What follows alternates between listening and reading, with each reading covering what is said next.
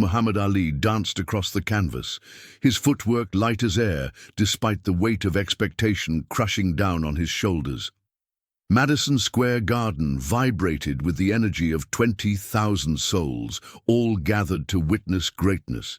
But what they didn't know, what nobody knew, was that tonight would become more than just another boxing match. It would become a moment that transcended the sport itself. "Look at him," whispered James Harrison, Ali's opponent, as he watched from his corner. "The man who calls himself the greatest." Harrison's eyes never left Ali's fluid movements during the pre-fight rituals. There was something different about Harrison tonight, a strange calmness that concerned even his own trainers. If this story has made you feel something, no matter how small, don't leave without giving back. Comment and tell me where you're watching this video from, and subscribe to the channel. New York City, April 3rd, 1972. The air inside Madison Square Garden hung heavy with anticipation and cigar smoke. Sports writers called it a mismatch from the beginning. The returning champion against an unknown fighter with a mediocre record. But James Harrison had fought his way through life's darkest corners to earn this shot. Born in the unforgiving projects of Detroit, he had buried two brothers to gang violence before his 18th birthday. Boxing wasn't just a sport for him. It was salvation. Ali bounced on his toes at the center of the ring, that familiar confidence radiating from every pore. The defeat to Joe Frazier the previous year had only sharpened his resolve. He needed this victory, needed it to silence the critics who said his best days were behind him. "Ladies and gentlemen," the announcer's voice boomed through the arena, "tonight's main event, 15 rounds of boxing for the North American Boxing Federation heavyweight title." The crowd's roar intensified as the announcer continued with his introductions. In the blue corner, wearing black trunks with white trim, weighing in at 215 pounds with a professional record of 14 wins and 7 losses. James, the Shadow, Harrison. Polite applause rippled through the arena. Harrison remained motionless, his expression unreadable beneath the bright lights. And in the red corner, wearing white trunks with red trim, weighing in at 216 pounds, with a professional record of 36 wins and 1 loss, the former heavyweight champion of the world, Muhammad the Greatest Ali. The crowd erupted. Ali raised his gloved hands, acknowledging his kingdom, his people, the man who had sacrificed everything, his title, his prime years, for his principles, the fighter who had returned from exile to reclaim what was rightfully his. The referee called both men to the center of the ring for final instructions. As they stood face to face, something strange happened. Harrison looked directly into Ali's eyes, not with the customary pre-fight hatred, but with something else entirely. Recognition, respect, perhaps even understanding. "I've waited my whole life for this moment," Harrison said quietly, his words barely audible above the crowd. Ali gave his trademark smirk. "Then make it count, young brother." The bell rang. Round 1 had begun. For 2 rounds, the fight proceeded as everyone expected. Ali circled, jabbed, and taunted. "You're too slow! Too slow!" he called out as he danced away from Harrison's measured advances. The younger fighter pursued steadily, absorbing punches, occasionally landing body shots that seemed to have little effect on the former champion. But something wasn't right. Boxing insiders at ringside began to notice it first. Harrison wasn't throwing his right hand, his power hand, not once. He jabbed with his left, moved forward, covered up when necessary, but that devastating right hook that had knocked out 9 previous opponents remained holstered at his side. By round 3, the pattern became unmistakable.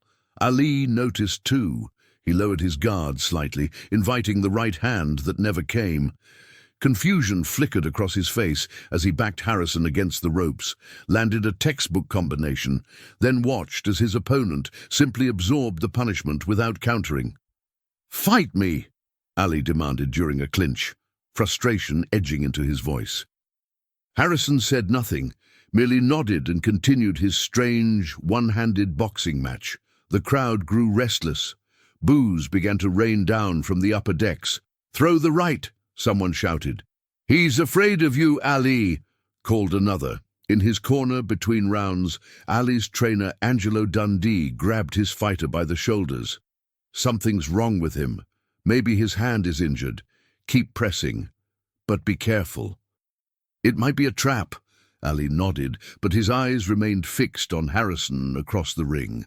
The man sat calmly on his stool, receiving minimal attention from his corner team.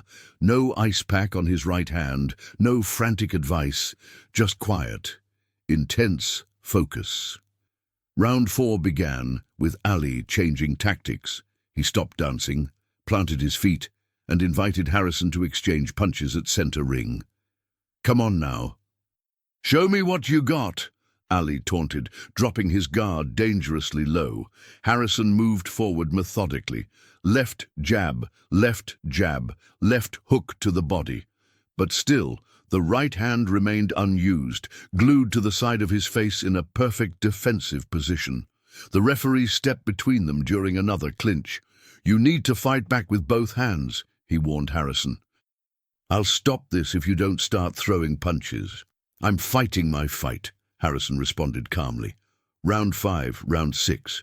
The pattern continued. Ali landed punches almost at will now, but Harrison refused to fall.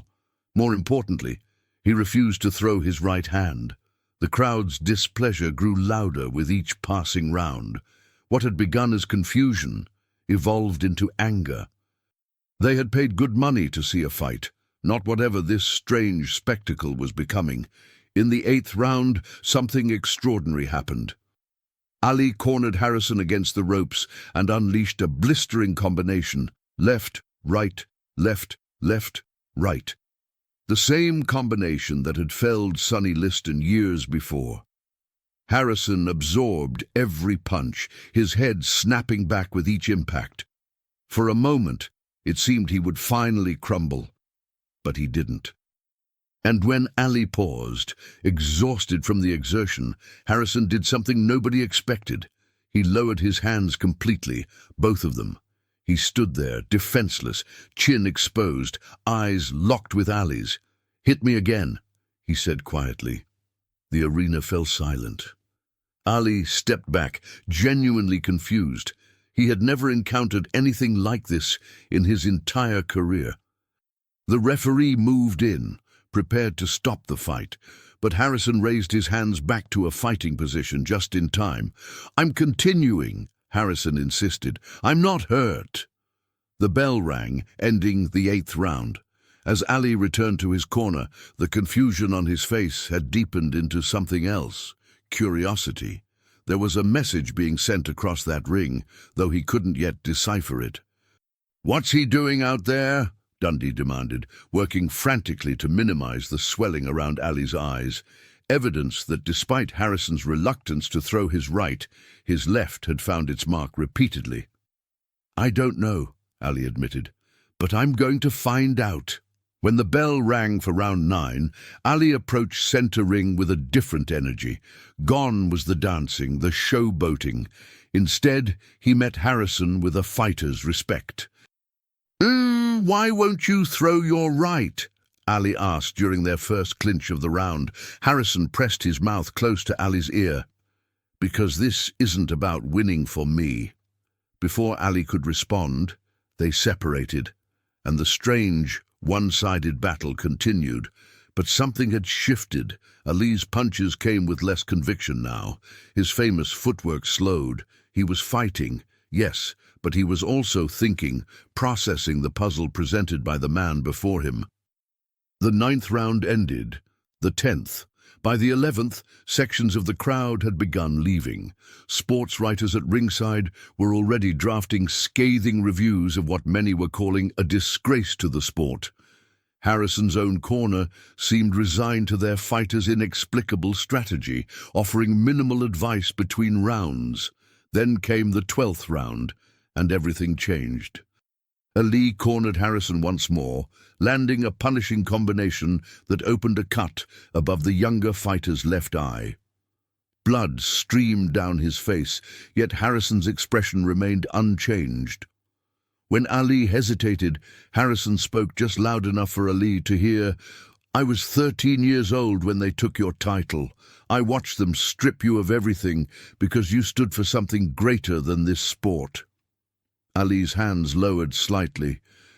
"My father went to Vietnam," Harrison continued between heavy breaths. "He never came back, but before he left, he told me what you did, refusing the draft, was the bravest thing he'd ever seen a man do." The two men stood in that corner, the fight momentarily forgotten. Blood continued streaming down Harrison's face, mixing with sweat, dripping onto the canvas. "I won't throw my right hand tonight," Harrison said, "because some victories matter more than others. You already won the fight that counted years ago." The bell rang, ending the 12th round. As they returned to their corners, something remarkable happened. Muhammad Ali, the most talkative, boastful fighter in boxing history, had nothing to say. The 13th round began with a transformed atmosphere in Madison Square Garden. Those who had stayed, those who sensed something profound was unfolding, watched in reverent silence as the two men approached center ring. Ali's famous shuffle was gone now. He stood flat-footed before Harrison, studying him with new eyes. When he threw punches, they landed with technical precision but lacked their earlier venom. Harrison continued his strange, one-handed defense, occasionally landing his left but never, not once, uncorking his right. In his corner before the 14th round, Ali waved Dundee away. "Let me be," he said quietly. His trainer, confused but trusting, stepped back and watched as his fighter sat in uncharacteristic silence, eyes fixed on the man across the ring. When the bell rang, Ali walked directly to center ring and waited. Harrison met him there. For several long seconds, an eternity in boxing, neither man threw a punch. The crowd, sensing something momentous, fell completely silent. "Throw the right," Ali said suddenly, loud enough for the first few rows to hear. "Throw it now." Harrison shook his head. "I can't do that." "Throw it," Ali insisted, dropping his hands completely. "I need to know." Harrison's eyes glistened under the bright lights. "My father died believing in you, in what you stood for. This isn't about my right hand. This is about standing for something, even when it costs you everything." Ali's chest heaved with emotion. He understood now, fully understood, what this strange fight had always been about. It wasn't a boxing match at all. It was a tribute, a sacrifice. For the remainder of the 14th round, the two men engaged in what could only be described as a boxer's conversation. They moved together, threw measured punches, protected each other even as they fulfilled their professional obligations. The crowd, initially bewildered, gradually fell under the spell of what they were witnessing, something rare and genuine in a sport often defined by its brutality. Before the 15th and final round, no instructions were given in either corner. None were needed. Both men knew exactly what this last round would be. They met at center ring one final time. Ali, in an unprecedented gesture, extended his glove, not the customary touch before the first round, but a mid-fight acknowledgement of respect. Harrison touched his glove in return. "And in another life," Ali said, "you could have been champion." Harrison smiled through his swollen face. "In this life, I got to share the ring with the real champion, the one who sacrificed his title for something that mattered." For 3 minutes, they boxed with mutual respect, Ali throwing his combinations, Harrison responding with single left hands. As the final seconds ticked away, Harrison finally did something the crowd had waited 14 rounds to see. He threw his right hand, not as a punch, not with any intention to harm. Instead, he extended it forward, palm open inside his glove. An invitation. Ali, understanding immediately, extended his own right hand for just a moment in the center of the ring, surrounded by thousands of witnesses, their gloved hands clasped in something more powerful than any punch either could have thrown. The final bell rang. The judge's decision was a formality. Ali won by unanimous decision, every round on every card. Harrison had never intended to win on points. His victory lay elsewhere. As the referee raised Ali's hand, the former champion pulled Harrison close and whispered something into his ear. Harrison's stoic expression finally broke, tears streaming down his battered face. What Ali said in that moment wasn't recorded by any ringside microphone. It wasn't captured in any newspaper account the following day. But those closest to the ring would later swear they heard Ali say, "Tonight, we both fought for something bigger than boxing." In the locker room afterward, reporters swarmed Ali, desperate to understand what had transpired in the ring. For once, the loquacious champion kept his words brief. "Some men fight for titles," he told them. "Some men fight for something more. Tonight, I was honored to share the ring with a man who understood the difference." James Harrison never fought again. He retired with a record of 14 wins and 8 losses, his final defeat, perhaps his greatest victory. He returned to Detroit, opened a youth boxing gym, and spent the rest of his life teaching young fighters that some principles are worth more than championships. And Muhammad Ali. The strange fight against the man who refused to throw his right became a footnote in his legendary career, a curious anomaly in a life defined by spectacular moments. But those closest to Ali would later say that something changed in him after that night. His famous declarations of "I am the greatest" took on a different quality, less about personal glory and more about the greatness possible in standing for one's deepest beliefs. Years later, long after both men had left the ring behind, they reunited at a charity event in Chicago. No cameras captured their conversation, no microphones recorded their words, but witnesses described seeing two aging warriors embrace like brothers who had shared something profound, something that transcended their sport and spoke to the very heart of what it means to be truly undefeated in the ways that matter most. If you've made it this far and felt every word, don't leave without subscribing. I tell these stories with my heart in my hand to reach people like you who feel, who get emotional, who live.